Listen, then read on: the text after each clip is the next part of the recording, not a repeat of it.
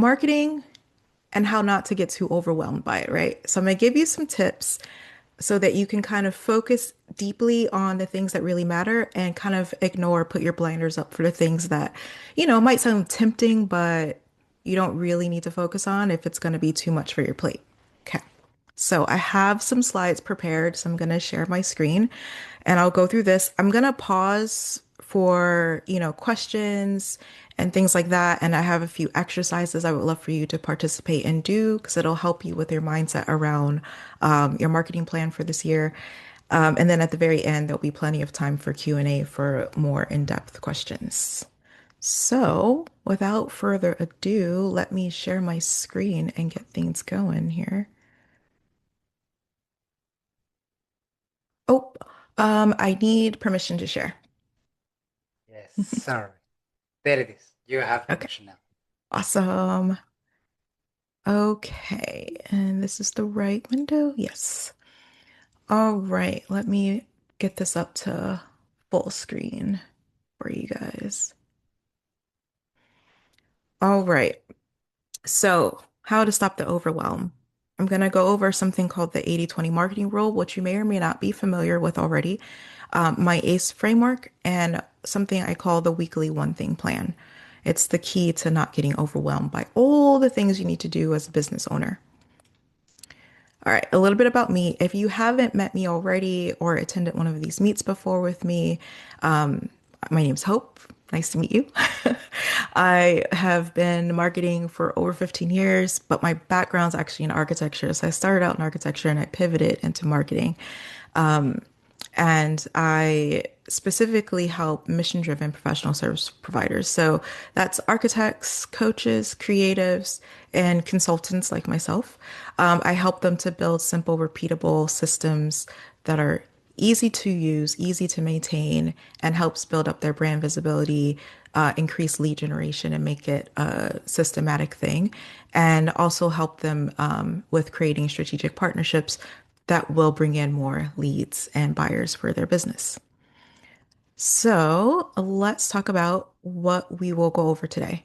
So we're going to talk a little bit about why marketing sometimes can feel overwhelming, what the 80/20 rule is, what my ACE marketing framework is. I'm going to give you some really specific examples of some high impact actions you can take and you can add to your actions list in your plan in Silver, or if you at the end of in Q&A, if you want to talk specifically about some of the things that you're planning to do this year, that's a great time as well. I'm going to go over your weekly one thing plan, like what that means and what that could look like for you. And then we're going to do a little bit of mindset shifts exercises. So let's jump in first with just why sometimes marketing can feel very overwhelming. And usually it's because it's just unfocused. Because marketing can seem really complicated when you are not a marketer yourself.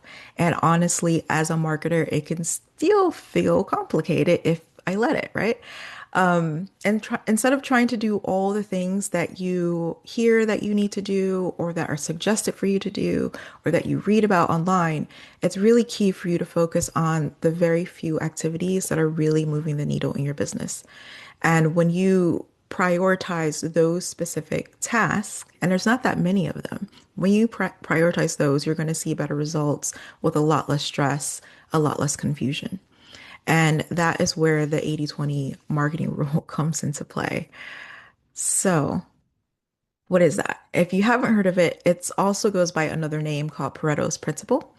And all that means is that 80% of your results come from 20% of your actions. So, in your marketing, whatever you're doing that's working to bring in leads and to bring in buyers, there's something that you're doing that's bringing in the lion's share of that. And that's what you need to figure out what that is so you can focus and double down on that because it's doing the most of the work for you. And the rest of it are nice to haves. So if you have the time and you have the space, then you can focus on those other things. But it goes down to what are the 20% of your efforts that are doing the lion's share of the work, that are bringing in all of the results that you're seeing. And don't worry if you feel you're not seeing much results. You're getting something. Your activities and your actions you're taking are going towards something. And marketing can be a long game. So don't worry if you feel like, oh, well, it's not like I have like sales coming in every day. That's fine. You're still seeing some sort of result, and that's what you want to focus on. It's what's giving you that result because if you do more of it, you're going to get more results, right? So let's talk a little bit more about this and do a little exercise just to kind of kick things off and give me an idea about what's happening for you personally. So, like I said, 80% of your results come from just 20% of your marketing efforts. So, it's not about the time you have, it's not about, all the various things you can do that may or may not be useful for you. It's about lack of clarity on your part on what's really moving the needle in your business. So, let's think about what that could be. And it's okay if you're not sure. It's just a time to ponder. I'll give you like a minute or two. But think about what marketing activity you have been doing has brought in the majority of your clients or sales. And if you feel good with sharing, share that in the chat. If you want to stay private, that's okay too. But write it down for yourself and think about it. And if your first response is, I have no idea, you can go to Silver, your account, look at all of the actions you've done last year and see what you did that brought in the most sales. Because that's a great tracker. You already have one. And just think about what that could be. And yeah, and if you feel up to sharing, share it in the chat. We'd love to know. Oh, let's see. Ah, okay. That's interesting. Marketing doesn't bring in sales. All my sales have come from referrals. And that's why my marketing efforts feel futile. I feel you on that. So let me speak to that really quickly. Marketing referrals should be a part of your marketing plan generally, no matter what your business is. And marketing, instead of it being a business to business or business to consumer high level activity, you really should think about it as a personable thing. Like you're marketing to your person. So you need to make sure that your marketing messaging is really aligning with what your person needs to hear to know that you're for them, right? So referrals are great, and I encourage referrals. You should definitely have a system for referrals, and that should be part of your overall marketing system. But it does suck. It really feels bad when you're like, okay, everything's coming from word of mouth and past clients. Like, what's the point of marketing? We can address that in the Q&A, but I want to see some other comments coming in. Events and referrals. Yeah, okay. Social media helps, but it seems to take a while. That's very true. Yeah, social is a long game. So you might hear that, you can post on social so many times or in so many ways, and then you'll start to get people coming in and buying your products or signing up for your services. And that's possible. That's not always the case though. Social media is a long game. It's really about brand visibility and engagement, and it takes a while to see your social media efforts translate directly into sales. It's a very circuitous path. It's not direct, like, okay, I've posted 5 times this week on social, and that means I'm gonna get 5 sales. It's not that direct. It's not, but it does help with awareness, which is very important. Events, referrals, videos on Facebook, events have helped. Yeah, it's really interesting seeing how much events have come up for people. I love events as well. I think events are great for lead gen and to you find new buyers. Market day, make lots of sales, attended events. Yeah. Okay. All right. I'll have some follow-up things later to say about referrals and events that I think will resonate with you all based on your responses here. Okay, let's continue. All right, so we're going to talk a bit. Let me make sure I didn't skip. Yeah, we're going to talk a little bit about the ACE marketing framework. So you already know the Pareto principle or the 80/20 marketing principle, which is, 20% of your actions create 80% of your results. How that translates into the ACE marketing framework is as so. So, for those that are new to this idea, this is something that I use to quickly diagnose where there are some opportunities in your marketing strategy. So A stands for attract, cultivate, and expand. Attract is all about lead gen. Cultivate is all about building trust and nurturing those leads that came in.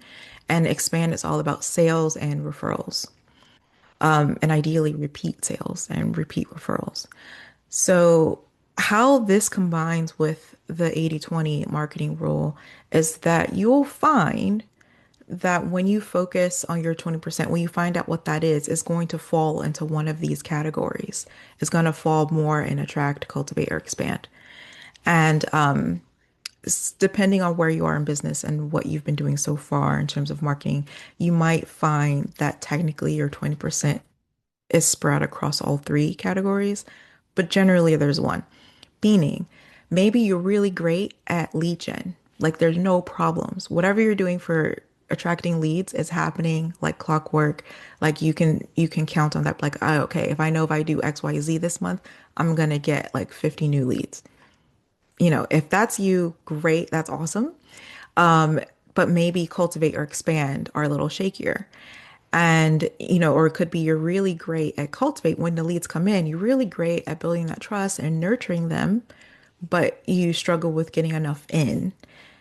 Or it could be expand. Maybe you're really great at bringing in leads, you're really great at building trust with those leads, but something happens and you just can't seem to convert those leads into sales. So, that's going to be like your issue. But one of these three categories is going to be the thing that reveals itself as your 20%. And it's just good to know because if you're 20%, if the thing that's really doing the lion's share of your work, if it's attract, so your lead gen, activities, then you need to prioritize those, like keep the leads flowing, dial in on what you're doing to bring in those leads consistently, and then work on how you can improve nurturing and conversions into sales. If your thing is sales, if you're like, oh, I got this, as long as you put someone in front of me, I can sell them on anything, they will buy it. Amazing skill to have. But this is interesting. um, but amazing skill to have.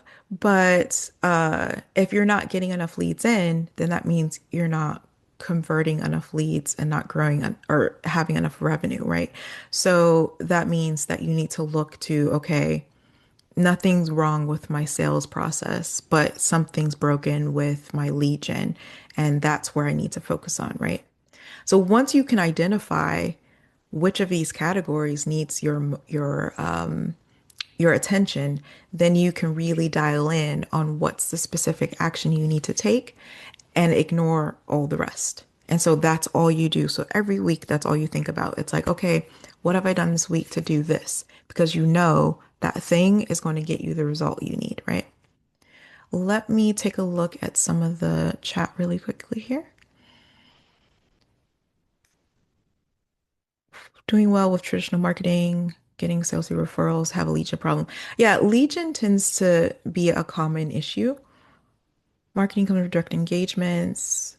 Yeah, the one-on-one experience. Yeah, okay. You guys are all my people. I knew that already, but it's nice to have the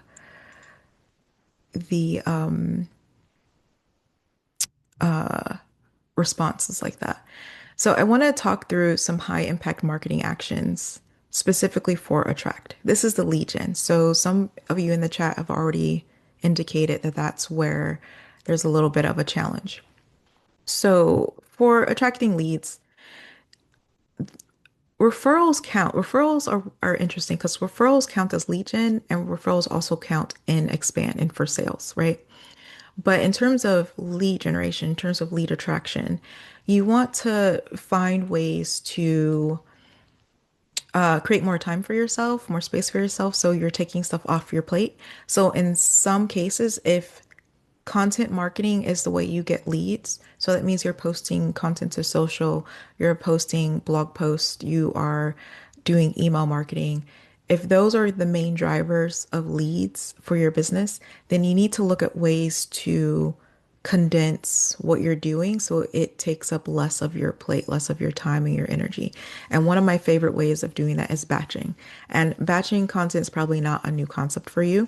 If it is, welcome because it's great. You can batch out your content for a whole month in one day and not have to think about it till the next month. Like it's a great way of making things manageable, right? And there's lots of tools these days to help you create, like draft and create that content really fast. So it makes batching even faster and even more of a time save and an energy save. And then if you're using blog content to attract new leads, then you need to make sure that your SEO is dialed in and that you are specifically creating content that is not only SEO optimized, but is optimized for what I call buyer intent keywords. So those are the phrases and words that your audience would be searching for, thinking about, saying that indicate that they are ready to purchase.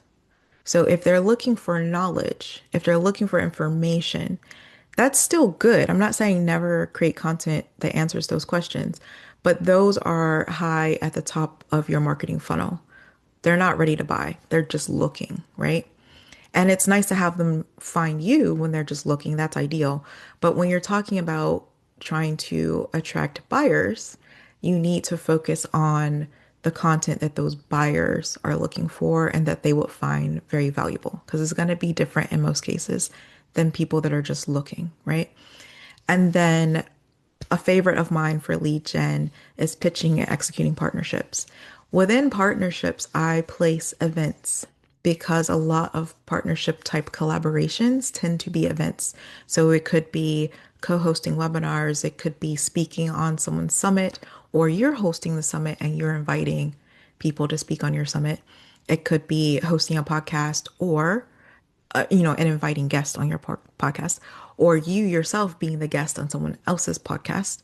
So there's lots of ways that really informal partnerships can be a major driver for lead gen. And then some high impact examples of Cultivate. So this is the nurturing part. So the leads are they're in your CRM tool, they're in your email automations, wherever is the place for you to nurture. So this is where your email newsletters really can do a lot of heavy lifting because if you are regularly sending out a weekly email or a bi-weekly email, that's going to contain content to, help move your leads along their buyer journey, right? So you're answering their questions and you're providing value to the point where they're like, hey, you offer this thing. I know I need this thing, and I trust that this is the thing that I need from you. And so they're ready to buy, right? And so automated email nurture sequences are great for that. Um, Consistent social engagement or networking if you don't want to really focus on social. It also could be that you have a community or a private group. And so that's a place, that's a container for nurturing that works really well.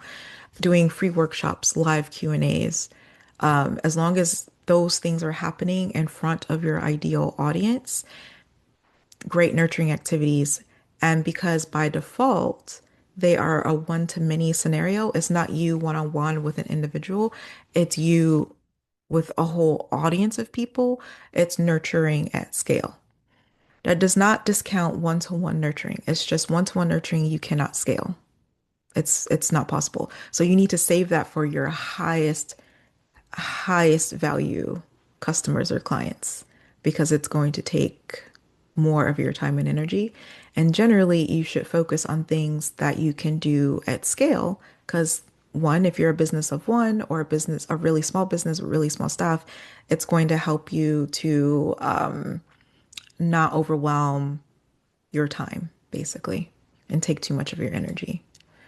And then high impact examples of expand category actions. So this again is like the sales, it is the repeat buyers, it is the referrals that turn to sales. For these folks, things like limited time promos or special offers work really well. Definitely sending the weekly or bi-weekly emails, sales emails specifically, and then making sure your follow-up game is on point. So following up with warm leads, those warm leads that never became a client or a customer, they're still very valuable. So follow up with them, stay in touch with them because maybe they didn't convert because it just wasn't the right timing. And for whatever reason, they didn't get on your nurturing sequence or something like that. But stay in touch with them. If you do a lot of calls, like one-to-one calls, make sure if you're not already putting those people on your email list with their permission, then you should be doing one-to-one follow-ups on a regular basis just to check in, see how things are going since the last time you chatted, and to, based on what they're telling you, you can see if they're a better fit for what you offer now. And just to remind them gently that, hey, you mentioned XYZ. I don't want you to forget that I do offer this thing that will be great for this challenge that you're having, and just reignite that conversation. Same thing with past clients. If you are not already have a schedule with following up with your past clients, you should implement one because your past clients they're more than gold. They're platinum, right? They've already bought from you, had a great experience with you, are the most likely out of all of your contacts or your audience to buy from you again.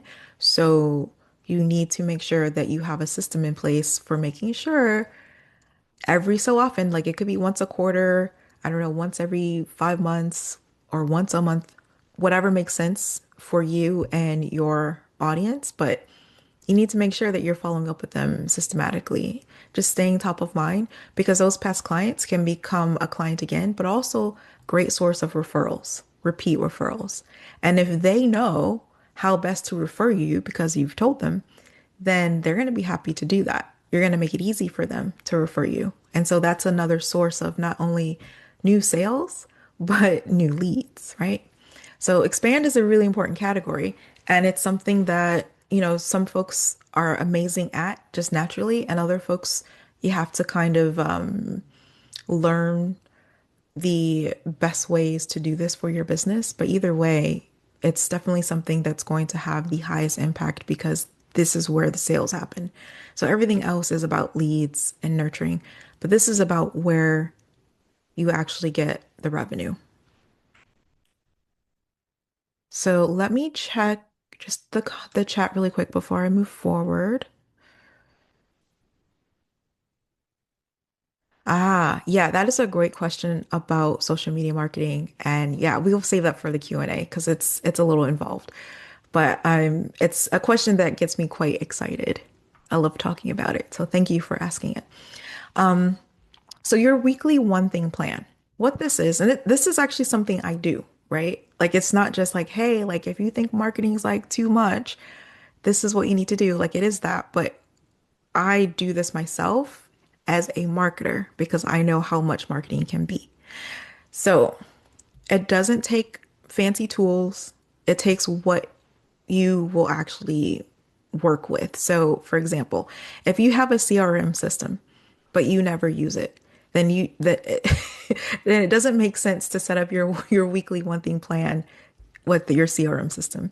If you work best off of sticky notes and Google Docs, as long as you stay organized and it works for you, then that's fine too. It's not about the tool itself. It's just that it's something that you can stick with and build a system from.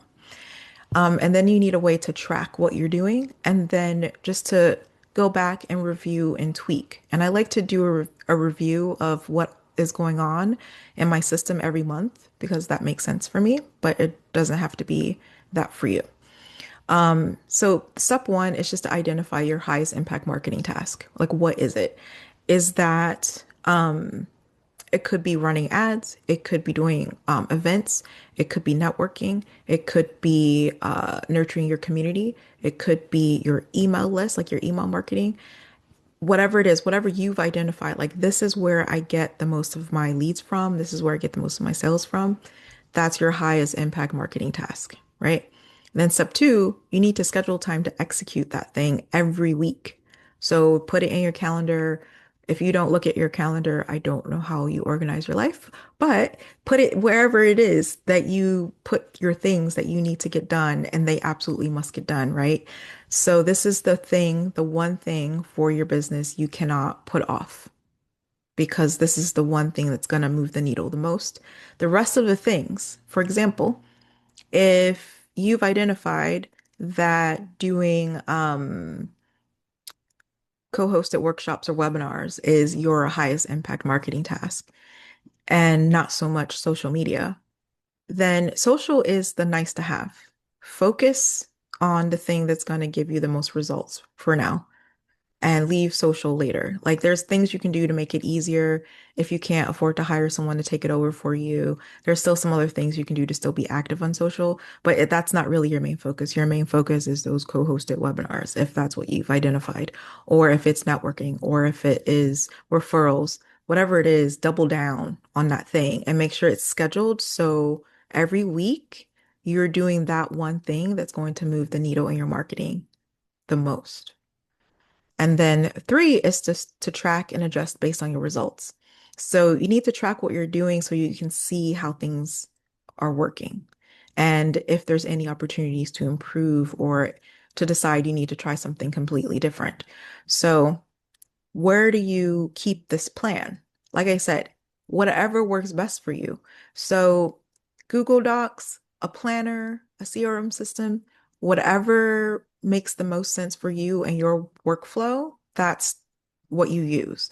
And what you put in that is, again, your highest impact marketing task that you're going to get done each week and then what your goals are so that you can make sure that what you're doing is actually matching up to what your goals happen to be.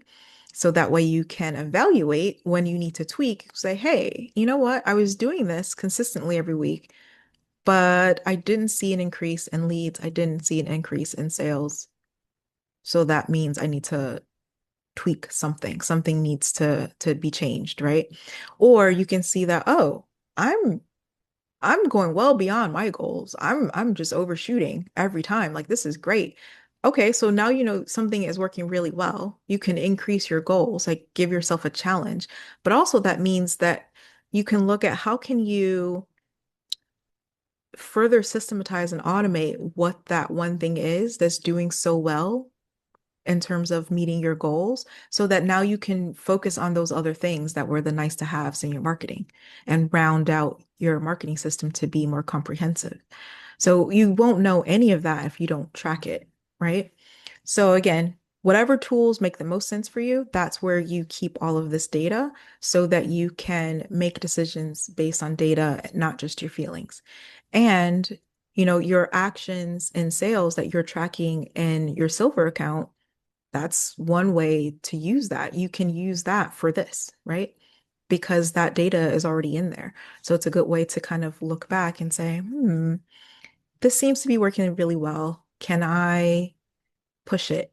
Can I get even more results from this? Or this is going really well and I can kind of put it on autopilot. So let me try some other things so I can, do even more within my business. All right. So let's do a little mindset shifting. And this is going to be great too as we head into Q&A. So one thing that is a trap almost every business owner falls into that I've met, and I've been there too, I fell into the same trap, is the do it all trap. So you got to let go of that. It's not helpful. It's not conducive to anything beneficial within your marketing specifically. You have to let some things go so that you can focus on the things that truly matter and put up your blinders so you don't feel feelings of FOMO or anything like that. And some shifts that have been very common that I've seen in my own clients that might resonate with you would be the idea that things aren't quite working the way I want. I'm not seeing the results I want. If I get this new tool, if I buy this new program, if I completely change my whole business to this new thing that I just heard about, that's going to fix everything. Don't fall for that. You probably already have everything you need because the majority of it is you. So there's that. And then the rest of it, you are part of the silver community. So you've got that around you as well as a resource. And it's more about taking the focus away from something off in the distance and refocusing on yourself and what you're actually doing each day for your business and for your marketing. Another shift that might feel or might land with you is the I must be doing something wrong. So I'm not seeing the results, so I must be doing something wrong. Or I'm trying something new. I don't know if it's working. I don't know how to know if it's working. And I feel really, really uncomfortable. I feel like I want to go back to what's familiar because I know that thing, even if that familiar thing wasn't working for me either. You want to stay away from that. Because when you feel, especially when you're trying something new, discomfort just means that you're growing and stretching beyond. And when you grow and stretch, it can be uncomfortable. It's just that discomfort is very temporary. So you just kind of put up with it for a bit and keep reminding yourself, like, this is actually a good thing. Feeling this discomfort is actually good. It means I'm in the right direction. I'm doing the right thing. And eventually that discomfort will fade and something else, you'll stretch yourself in a different way and feel discomfort that way. But that's fine. But in terms of marketing, it could be, okay, I feel like marketing is a waste of my effort and my energy because I'm not seeing results, but I know I should be marketing. So I'm doing it anyway.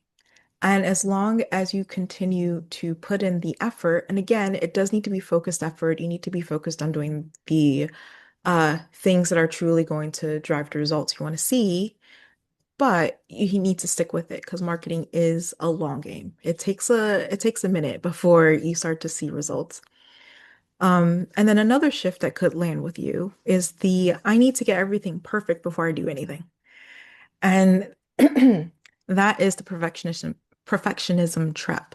So if you are, I mean, many people can fall into this trap, but as someone that comes from a design background, it's very common, very common in architecture, very common in all sorts of design to want to get every single little thing perfectly aligned, perfectly in place before you feel okay with moving on to the next or doing the next thing.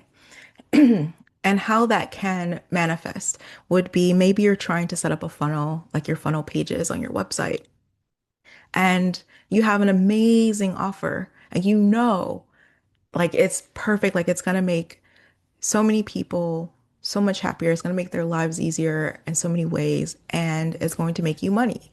But you haven't sold it because you're still tweaking and tweaking and tweaking the copy on your sales pages or the copy on your landing page or tweaking the photos, or you don't feel good because you need to do a photo shoot and you haven't set that up yet. And so you don't want anyone to see anything because of whatever. That is a trap. You need to get yourself out of that trap if that's where you are. And it happens all the time. It's a very common thing. Like I have to talk myself off the ledge sometimes too. I'm just like, no, it's 2 pixels too much. And then like 5 minutes later, I put it back to where it was. Yeah. That just means take a break, walk away, come back. Okay, move on to the next. But if you feel that that is what you fall into sometimes, that trap, you just need to remind yourself that it's about progress, not perfection. And the people that will be seeing this page are probably not going to see all these things you think need to be perfected anyway. It's about your message and your offer. You can have the most basic website, the most basic landing page, the most basic advertising. If the message, if the offer that you are providing people, if that is dialed in, the rest of it doesn't matter so much. Like right now, like it's a little off topic, but right now, if you run ads, what is working the most are what I call ugly ads. So they're not super great looking. They're not AI slop. They are really, it looks like something from like 2012 or 2013. Like it looks real, real basic, right? But they work. And same thing, like for websites, a beautiful website is always a goal. But that beauty doesn't matter if the messaging isn't clear or if your offer isn't clear, or if it's not clear to your audience that they're supposed to be there, that what is on that website is for them and what you offer is for them. So you can have a good website. Maybe it's not going to win a design award, but it's easy to navigate. It really clearly lays out what your offer is and who it's for and what the transformation is going to be. That's going to do well. That's going to get attract leads. That's going to convert buyers. So it's not about perfect. It's just about having something and taking action and moving forward. And knowing everything in marketing, nothing's set in stone. You can always go back and change things later. So just put something out there. It's good enough. And then if you're not really 100% happy with it, that's okay because you can tweak it later, but you need to like move on, right? So we're going to do a couple mindset shift exercises, all around marketing, but it's to help you kind of see where you need to focus and to help you set up what your one thing plans could be, right? So for one, what's one marketing task that you've been doing out of obligation, but it's not really working? You're just kind of doing it because you've been told you need to do it, but you don't see any results from it. I would love to know if you could share that in the chat. Please do. I would love to see it. If you want to keep it to yourself, that's fine too. But I'm curious what that could be because the last time I did this presentation, I got some very interesting answers. Let's take a little look here. Ooh, Instagram. Yeah, yeah. I feel you on that one too. More Instagram. Yeah. Other social media. Yep. Running ads in Facebook. Yep. Okay. Yeah, we can talk about some of those in the Q&A as well. So, what's one thing that you'll give yourself permission to let go of? You can write it down, share it in the chat, you can keep it to yourself. But there's probably something that you've been doing that isn't really helping you, and you can just give yourself permission not to do it so you can focus on something that's actually going to give you results. We'll love to know what that could be or what you think it might be. Social media manager, let it go. All right, Dr. Denise, yes. Let it go. Ooh, posting on LinkedIn 2, 3 times a week. Yeah. Yeah. Okay, so there's something to that. I mean, if you're packed and your plate is packed and you can't manage it all, then yeah, let it go. There is something to LinkedIn, but LinkedIn's a different beast from the other social platforms. Posting all the time, stop that. Excellent. Yes. Okay. All right. Let's keep going. One more exercise, and then we're going to get toward the end of this. So, what's one marketing tool or marketing strategy or marketing resource that you already have, but you haven't fully implemented it or used it? How can you commit, assuming this is one of the things you need to keep, right? It's not one of the things you need to let go. How can you commit to using it this month? So maybe it's your email marketing platform. Maybe it is a social posting tool. Maybe it is a template that you downloaded from somewhere. Maybe it is a CRM that you have and you never use. It could be a multitude of things, but there's probably something that you already have access to that you already own, but you haven't really used. Maybe it's a course that you never finished. But if it's something that aligns with what you think is the one thing that's the 20% that's doing the lion's share of your marketing, that's bringing in the 80% of your marketing results, if that tool, strategy, or resource is aligned with it, then that's something that can help you, right? So you should commit to using it. If it's not aligned with your 20%, then that's one of the things you can let go. Let me check the chat really quickly. Yeah, I gotta get the email together. Live Q&A on Facebook's online workshops. These are good answers. All right, let's continue. Think about a past skill that you struggled with but eventually mastered. So something that you had to learn, right? And then eventually you mastered that skill. That journey is the same persistence that you need to apply to your marketing. So think about ways that you can use that as a strength in your marketing.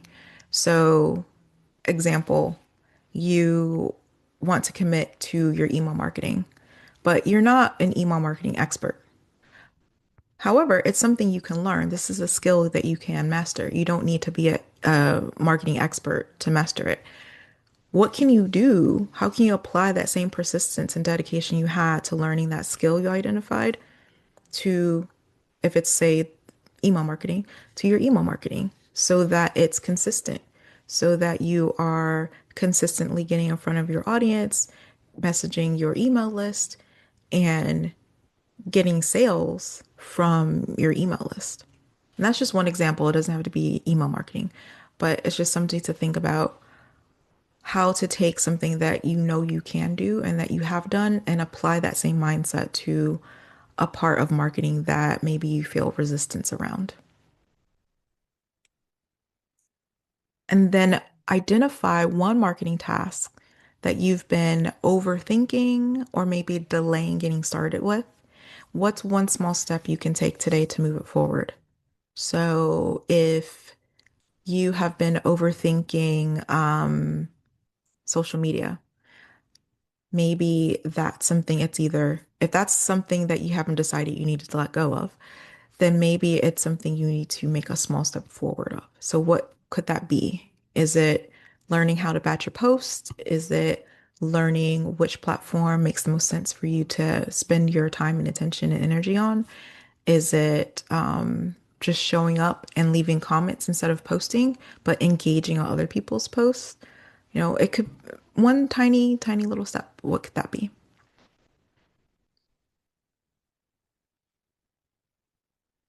So, for time's sake, I'm going to keep moving forward because I want to cover the simple marketing planning, like your actual one thing plan, help you build that out right now on the call. So, to go from chaos to clarity in your marketing, one, focus on your one thing plan, right? The one thing you're going to do each week, and then keep it simple and keep it systematic. So, whatever you can automate, automate. If there are templates available for you to use to make things faster, use the templates. Schedule all of your action items so that you keep track of them and actually get them done. Make sure to always track your numbers, track everything you're doing so you can see this particular action, not only that it gave a particular result, but it's something that is consistent. If you know doing this one thing will get you consistently the same result, then you can count on that. You can plan with that and say, oh, well, if I do more of this thing, I know I'm going to get more as a result, right? It's a one-to-one. And then adjust as needed. So always be flexible with your marketing. Nothing ever should be set in stone. Things change over time, and you just need to flow with that change, right? So if something stops working how it used to work, that's okay. See if you can diagnose what changed and adjust as needed, or maybe it just means you need to pivot to a different tactic. But either way, you need to be open to and flexible to change. So, what's your one thing plan, your weekly one thing plan? Like I said, step one is just to identify what that high impact marketing task is, because that's the one thing you need to do. No matter anything else for your marketing, you're going to get that one thing done every week. And then schedule it in your calendar or wherever it is that you keep your to-dos and then track it somewhere. So have a place that's always the same place so you don't lose any data where you track what you're doing and how well it's paying off for you. So that way you can look back and see the history and be like, oh, it's not just my feeling. I feel like this is working. This really is working. I have the data to prove it, right? So that way you know for sure, based on the data, that you should continue doing something or you should switch to something else. So think about it amongst yourselves, like, write it down, note to yourself, like what you think your one thing plan would be. What's your highest impact marketing task that you're going to do no matter what every week? Let's talk about quick wins. So you've already identified your 20%, or at least have an idea about what it could be. You've committed to eliminating some kind of low impact task, something that's just been you've been doing out of obligation without seeing any results for it. You have committed to scheduling what your one thing is and following up with a warm lead. That's definitely a super quick win. You could do that right after this call. And then simplify your marketing plan. So that is all about your weekly one thing plan. That's as simple as you can go with a marketing plan, right? Let's do a quick recap. Don't forget about the Pareto's principle or the 80-20 marketing rule, right? You always want to find the 20% that drives the most of your results. And then keep in mind the ACE framework. So attract, cultivate, expand, which actions, which that fall into these categories have the highest ROI for your business. So you know where you should focus, like laser focus on. And then commit to one key action each week, or if you're ambitious, each day. And remember, you don't need to do everything and all the things. You need to do the one thing that's going to move the needle the most. And once that is set, you've got that in a rhythm. That's where you can spread out and do more things that are going to help you improve your marketing.